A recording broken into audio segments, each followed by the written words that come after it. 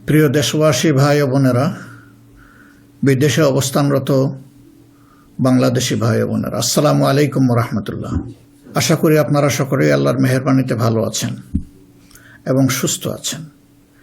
আজ আমি আপনাদের সামনে এসেছি কোনো গতানুগতিক রাজনৈতিক ভাষণ দেওয়ার জন্য নয়। আজ আমি একেবারে মনের ভেতরের কিছু কথা আপনাদের সাথে ভাগাভাগি করতে চাই, যে কথাগুলো একজন জেএনজি, একজন যুবক আর আমাদের প্রজন্ম সবার সাথে সম্পৃক্ত। একজন মুসলমানের জন্য যেমন, তেমনি আমাদের দেশের অন্য ধর্মের সকল ভাই বোনদের জন্য। প্রিয় দেশবাসী, আজ আমি এখানে যাদের কারণে কথা বলছি, সেই জুলাইয়ের মহান শহীদদের রুহের মাগফিরাত কামনা করছি। একই সাথে মহান মুক্তিযুদ্ধের শহীদদেরও গভীর শ্রদ্ধাভরে স্মরণ করছি। জুলাইয়ের রক্তক্ষয়ী সংগ্রামে এখনও বহু মানুষ আহত আছেন। আমি তাদের দ্রুত আরোগ্য ও সুস্থতা কামনা করছি। জুলাই হয়েছিল কারণ আমাদের দেশ, আমরা একত্রিত হয়েছিলাম। জুলাইতে রাস্তায় নেমেছিল আমাদের তরুণরা, রাস্তায় নেমেছিল আমাদের প্রিয় মা বোনেরা, নারীরা, রাস্তায় নেমেছিল শ্রমিক, কৃষক, সর্বস্তরের ভাইয়েরা এবং সকল মেহনতি মানুষেরা। ফেসিবাদ বিরোধী বিভিন্ন রাজনৈতিক দলের নেতাকর্মীরাও তখন আমরা একাকার হয়েছিলাম। শিক্ষক ও প্রকৌশলী, ডাক্তার সহ বিভিন্ন শ্রেণী পেশার মানুষ তখন রাস্তায় নেমে এসেছিলেন। দেশপ্রেমিক সশস্ত্র বাহিনীর সদস্যরাও সে সময় অত্যন্ত প্রশংসনীয় এবং দায়িত্বপূর্ণ ভূমিকা পালন করেছেন। আমরা জুলাই আর চাই না। আমরা চাই এমন বাংলাদেশ যেখানে আর কোনো দিন জনগণকে রাস্তায় নামতে হবে না। আমাদের বুঝতে হবে জুলাই কেন হয়েছিল। জুলাই হয়েছিল একটা বৈষম্যহীন বাংলাদেশের জন্যে। জুলাই হয়েছিল একটা কালো রাজনৈতিক ধারার পরিবর্তনের জন্যে। যুগের পর যুগ ক্ষমতা কুক্ষিগত ছিল পরিবারতন্ত্রের হাতে, নির্দিষ্ট গোষ্ঠীর হাতে। সেখান থেকে মুক্তির জন্য, বিশেষ করে 2009 সাল থেকে জাতির উপর এমন এক শাসক গোষ্ঠী চেপে বসে, যারা মানবাধিকার, ভোটাধিকার সহ সকল গণতান্ত্রিক অধিকার কেড়ে নেয় এবং গণতান্ত্রিক প্রতিষ্ঠানগুলোকে ধ্বংস করে ফেলে। গুম, বিচার বহির্ভূত হত্যা, আয়নাগর প্রতিষ্ঠার মাধ্যমে জনগণের উপর নিপীড়ন চালায়। 2014, 18 ও 24-এর পরপর 3টি জাতীয় নির্বাচনের নামে তামাশার মাধ্যমে আমাদের ভোটের অধিকার হরণ করা হয়। এইসব নিপীড়ন এবং অধিকার ফিরে পাওয়ার জন্যই এসেছিল রক্তাক্ত জুলাই। আমাদের তরুণরা এখন একটা নতুন দেশ দেখতে চায়, যে দেশকে তারা গর্ব করে বলতে পারবে, নতুন বাংলাদেশ, এটি আমার দেশ 2.0। এক কথায় যদি বলি, দেশের মানুষ পরিবর্তন চায়, কিন্তু একটি মহল পরিবর্তনের বিরোধী। কারণ পরিবর্তন হলেই তাদের অপকর্মের পথ বন্ধ হবে, মানুষের অধিকার কেড়ে নেওয়ার সুযোগ থাকবে না। এই সংস্কৃতি বদলানোর সাহস সবার থাকে না। ক্ষমতাবানদের বিরুদ্ধে রুখে দাঁড়ানোর হিম্মত সবার হয় না। এই হিম্মত দেখিয়েছে আবরার ফাহাদ, আবু সাইদ মুগ্ধ, উসমান হাদি এবং তাদের সহযোদ্ধারা। তাদের রক্তের শপথ নিয়ে নতুন প্রজন্মের লক্ষ লক্ষ সাহসী সন্তান আজ এই পরিবর্তনের জন্য প্রস্তুত। এই দেশ আমাদের সময়ের এই সাহসী সন্তানদের হাতেই তুলে দিতে চাই। কারণ বাংলাদেশের ভবিষ্যৎ এই তরুণরাই রচনা করবে। এই তরুণরা পরিশ্রমী, তরুণরা সাহসী, তারা মেধাবী। এই তরুণরাই পরিবর্তনকে ভালোবাসে। তরুণরা নতুনকে আলিঙ্গন করে, সত্য বলতে দ্বিধাবোধ করে না। প্রযুক্তি বুঝে এবং সামনে এগিয়ে নিয়ে যেতে জানে। তারাই পারবে নতুন বাংলাদেশ গড়ে দিতে। আমরা তোমাদের হাত ধরতে চাই। জুলাইয়ের মতো কাঁধে কাঁধ মিলিয়ে দেশ গড়ার কাজে সঙ্গী হতে চাই। প্রচলিত ধারা বদলাতে চাই। দেশটা বিভেদ এবং বিভাজনের রাজনীতি থেকে মুক্ত করতে চাই। মানুষের জীবনে শান্তি ফিরে আসুক, এটি আমাদের প্রয়াস, এই আমাদের চাওয়া। সবাইকে নিয়ে ঐক্যের বাংলাদেশ গড়তে চাই। এমন বাংলাদেশ যেখানে কেবল পারিবারিক পরিচয়ে কেউ দেশের চালকের আসনে বসতে পারবে না। এমন বাংলাদেশ যেখানে রাষ্ট্র হবে সবার, সরকার হবে জনগণের। প্রিয় দেশবাসী, জনগণ চায় একটু নিরাপত্তা, সুশাসন আর ইনসাফ।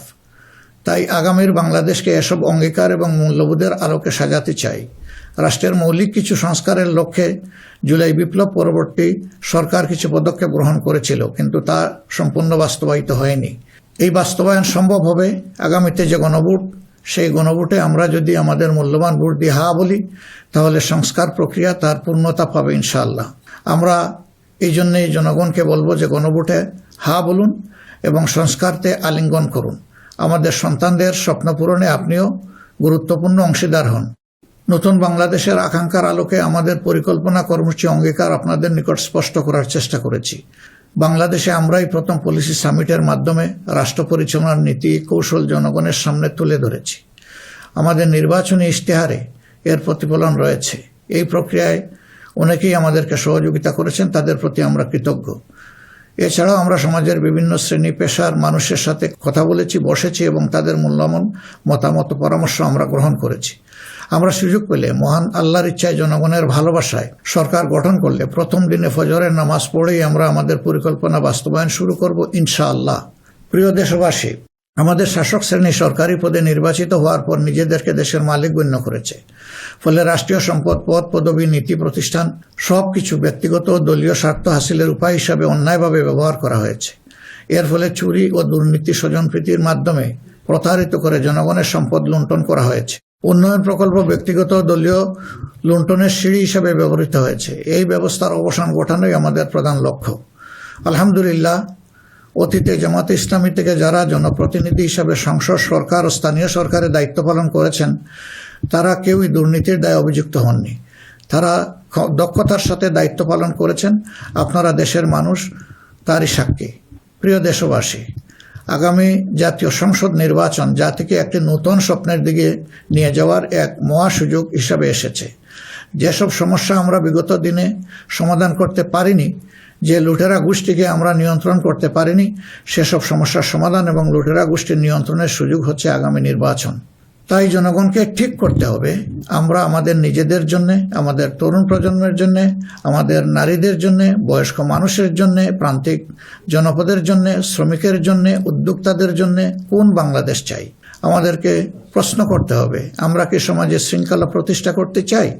আমরা কি নিয়ম নীতি, শান্তির রাষ্ট্র প্রতিষ্ঠা করতে চাই? আমরা কি উন্নত দেশ হতে চাই? আমরা কি শোষণ, জুলুম, দুর্নীতি, চাঁদাবাজ মুক্ত রাষ্ট্র চাই? আমাদেরকে ভাবতে হবে, আমরা কি রাষ্ট্রীয় প্রতিষ্ঠানকে জবাবদিহিতার আওতায় আনতে চাই? যোগ্যতা ও সততাকে সরকারি পদের জন্য মৌলিক শর্ত করতে চাই? আমরা কি আমাদের জাতীয় সক্ষমতা ও সৃজনশীলতা বৃদ্ধি করতে চাই? এসব বিষয়ে যদি আমরা ইতিবাচক পরিবর্তন দেখতে চাই, তাহলে আমাদেরকে আগামী নির্বাচন নিয়ে নৈতিকভাবে ভাবতে হবে। রাজনৈতিকতার ফুলঝুরির বাইরে এসে বাস্তবতার আলোকে সৎ ও দক্ষ নিষ্ঠাবান নেতৃত্ব প্রতিষ্ঠা করতে হবে। প্রিয় ভাই ও বোনেরা, আমরা আমাদের নির্বাচনী ইশতেহারে বলেছি যে আমাদের স্বপ্নের বাংলাদেশ তৈরির জন্য 5টি বিষয়ে হা এবং 5টি বিষয়ে না বলতে হবে। সততা, ঐক্য, ইনসাফ, দক্ষতা ও কর্মসংস্থানকে আমরা হা বলতে বলেছি, কারণ এসব মৌলিক শর্ত ছাড়া বৈষম্যহীন, উন্নত, নৈতিক, মানসম্পন্ন বাংলাদেশ প্রতিষ্ঠা সম্ভব নয়। পাশাপাশি দুর্নীতি, ফ্যাসিবাদ, আধিপত্যবাদ, বেকারত্ব, চাঁদাবাজিকে স্পষ্ট না করতে বলেছি। প্রিয় দেশবাসী, বাংলাদেশ আয়তনে ছোট্ট, কিন্তু জনসংখ্যার দিক থেকে একটি বড় দেশ। এই জনসংখ্যাকে অনেকে সমস্যা হিসেবে বিবেচনা করলেও আমরা মনে করি এটি আল্লাহর নিয়ামত এবং এক বড় সম্পদ। তাই আমাদের জনসংখ্যাকে জনশক্তিতে রূপান্তর করতে হলে নীতি এবং নৈতিকতা ভিত্তিক রাজনীতির বিকল্প নেই। সমাজে নীতি, নৈতিকতা, শৃঙ্খলা, জবাবদিহিতা প্রতিষ্ঠা করা ছাড়া কোনো জাতি এগোতে পারেনি, আমাদের পক্ষেও সম্ভব না। যে সমাজে নারীর মর্যাদা রক্ষা করতে পারে না, সেই সমাজ কখনো সমৃদ্ধ হতে পারে না। আমরা ক্ষমতায় এলে নারীরা কেবল ঘরের ভেতরে নয়, সমাজের মূলধারার নেতৃত্বে থাকবেন সগৌরবে। কর্পোরেট জগৎ থেকে রাজনীতি, সবখানে তাদের মেধার মূল্যায়ন হবে কোনো বৈষম্য ছাড়াই। আমরা এমন এক দেশ গড়ার প্রতিশ্রুতি দিচ্ছি যেখানে কোনো মা, বোনকে, মেয়েকে নিরাপত্তাহীনতায় ভুগতে হবে না। আপনাদের অধিকার রক্ষার লড়াইয়ে আমাদের সঙ্গে হন। একটি উন্নত ও আধুনিক দেশ গড়ার কারিগর হিসাবে আমাদের নির্বাচিত করুন। প্রিয় দেশবাসী, আমরা মনে করি সমাজে ন্যায় বিচার ও ইনসাফ প্রতিষ্ঠা করতে হলে সকলকে মর্যাদা দিতে হবে এবং সকলের মানবাধিকার সুরক্ষা করতে হবে। সকল পরিচয় নির্বিশেষে আমরা অঙ্গীকার ব্যক্ত করছি যে একটি মানবিক উন্নত দেশ গড়ার জন্য দলমত নির্বিশেষে সকলের মান, ইজ্জত, অধিকারের সুরক্ষা দিব ইনশাআল্লাহ। এই বাংলাদেশ মুসলমান, হিন্দু, বৌদ্ধ, খ্রিস্টান সবার। কেউ ভয়ের সংস্কৃতির মধ্যে বাস করবে না। যদি কেউ ধর্মীয় পরিচয়ের ভিত্তিতে আঘাত করার চেষ্টা করে, আমরা অতীতের মতো ভবিষ্যতেও তা প্রতিরোধ করব। প্রিয় দেশবাসী, আমাদের প্রত্যাশার বাংলাদেশ গড়তে হলে 3টি জায়গায় আমাদেরকে বিশেষ গুরুত্ব দিতে হবে। একটি হচ্ছে শিক্ষায় সংস্কার। শিক্ষা হতে হবে নৈতিকতা ভিত্তিক এবং সেটা হতে হবে টেক বেসড। এখনকার দুনিয়া সারাই প্রযুক্তিভিত্তিক শিক্ষার উপর নির্ভরশীল। আমরা সেই শিক্ষা থেকে বঞ্চিত। আমাদের সন্তানদের হাতকে আমরা দক্ষ কারিগরের হাত হিসেবে গড়ে তুলতে চাই এবং তাদের হাতে হাতে আমরা কাজ দিতে চাই। আমরা কোনো বেকার ভাতা তাদেরকে তুলে দিতে চাই না। দ্বিতীয় জায়গাটা হচ্ছে বিচারাঙ্গন। ন্যায় বিচার সমাজের প্রতিষ্ঠা হলেই কেবল আমরা আমাদের প্রত্যাশার বাংলাদেশ গড়তে পারব। অন্যথায় দুঃশাসন এবং দুর্নীতির কণ্ঠ রোধ করা মোটেই সম্ভব হবে না। অতএব বিচার বিভাগকে আমূল ঢেলে সাজাতে হবে। সেখানে অবশ্যই সৎ, দক্ষ এবং কমিটেড যে সমস্ত লোকেরা আছেন তাদেরকে বিচারের আসনে বসাতে হবে। তৃতীয় জায়গাটা হচ্ছে আমাদের অর্থনীতি। এই ভঙ্গুর অর্থনীতি নিয়ে দেশকে আগানো সম্ভব নয়। সুতরাং অর্থনীতিতে ব্যাপক সংস্কার সাধন করতে হবে। বিশেষ করে ব্যাংকিং সেক্টর এবং অপ্রাতিষ্ঠানিক যে সমস্ত খাত রয়েছে সেই জায়গাগুলোতেও আমাদেরকে প্রাতিষ্ঠানিক ও অপ্রাতিষ্ঠানিক খাতে আমাদেরকে হাত দিতে হবে। আমাদের ব্যবসাকে করতে হবে বিনিয়োগ বান্ধব। বিনিয়োগ বান্ধব হলেই দেশে কর্মসংস্থান তৈরি হবে এবং আমাদের বেকারত্ব দূর হবে। এই তিনটা জায়গায় আমাদের গুরুত্ব দেওয়া ছাড়া কোনো উপায় নেই। আমরা আশা করব দেশবাসী আমাদেরকে তাদের মূল্যবান ভোটের আমানত সমঝে দিয়ে আমাদের দেশকে প্রত্যাশার আলোকে গড়ে তোলার ক্ষেত্রে আমাদেরকে সহযোগিতা করবেন। সম্মানিত উলামায়ে কেরাম, একাধিক ধর্মের এ দেশ মুসলমানগণ সংখ্যাগরিষ্ঠ। তাই মুসলমান হিসাবে এটি আমাদের দায়িত্ব যে সমাজে ন্যায় বিচার ইনসাফ প্রতিষ্ঠা করা এবং সকলকে সুরক্ষা দেওয়া। এগুলো ইসলামের শাশ্বত আদর্শ। সকল মানুষের মৌলিক অধিকার নিশ্চিত করা আমাদের কর্তব্য। আল্লাহ তাআলা স্পষ্টত বলেছেন, ইন্নাল্লাহা ইয়া'মুরুকুম বিল আদলি ওয়াল ইহসান ওয়া ইতা'i যিল কুরবা ওয়া ইয়ানহা আনিল ফাহশাই ওয়াল মুনকারি ওয়াল বাগ। আমাদেরকে স্পষ্টভাবে আল্লাহ এই নির্দেশ দিয়েছেন। এ দায়িত্ব আমরা সকলে মিলেই পালন করব। তাবলিগি জামাত সহ ধর্মীয় মহলের ভাইদের প্রতি আমাদের আহ্বান, আপনারা দিনের জন্য যে মেহনত করছেন দেশ গড়ার কাজেও আপনারা আমাদের সাথে গুরুত্বপূর্ণ ভূমিকা রাখবেন বলেও আমরা গভীরভাবে বিশ্বাস করি।